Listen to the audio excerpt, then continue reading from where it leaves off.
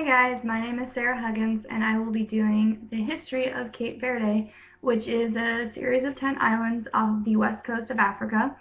And it wasn't really put on the map or even discovered really until 1456 by Portuguese explorers who were under the command of Prince Henry the Navigator.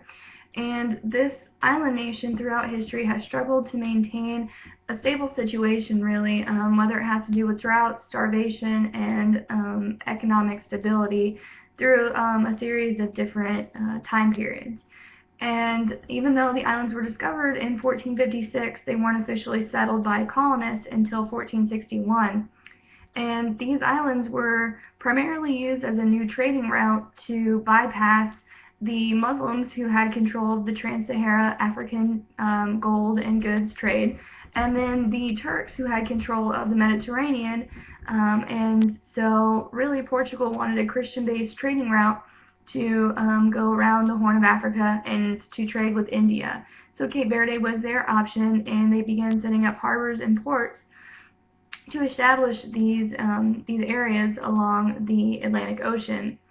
In 1472, the first slave was owned in Cape Verde, and on the island of Santiago, one of their harbors became the most popular and prosperous harbor in the slave trade of that time period. So any slaves that were coming out of Africa primarily hit through Cape Verde and through the island of Santiago. Cape Verde really prospered during this time, and they were known for the prosperity of the slave trade and how their goods were passing through this island, and this made them susceptible to pirate attacks and buccaneer attacks, which were sanctioned by England and France.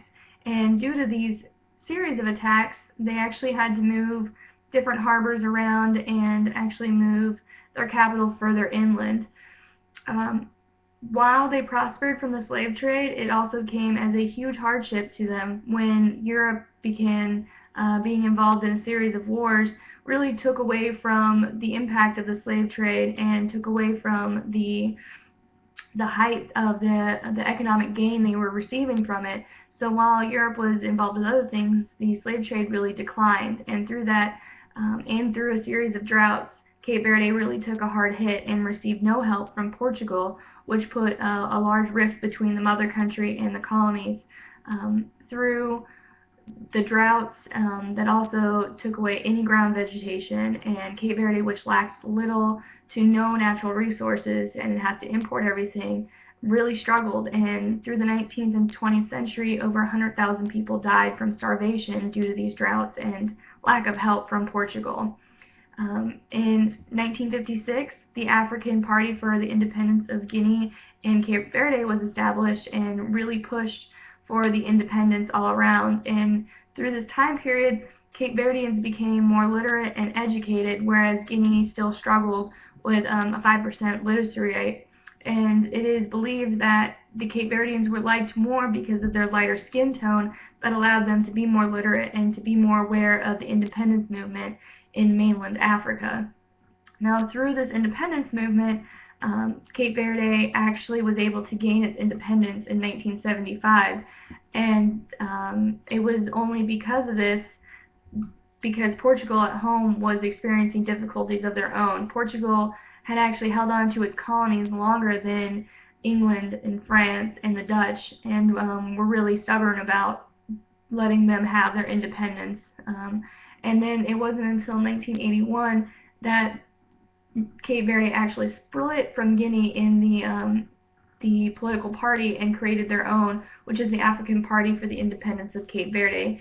And this is actually voted in and gained a 92% yes rate. And since then, they have been establishing their own government, and they have elected their own president. They have been really trying to establish good importation of goods because they just really lack the natural resources, and they have been growing and thriving through this time period up to current date.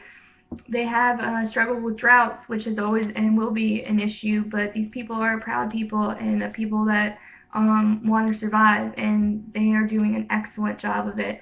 But it hasn't been through many hardships that they've had, and it's really brought them to where they are today. So that is the history of Cape Verde. Thank you.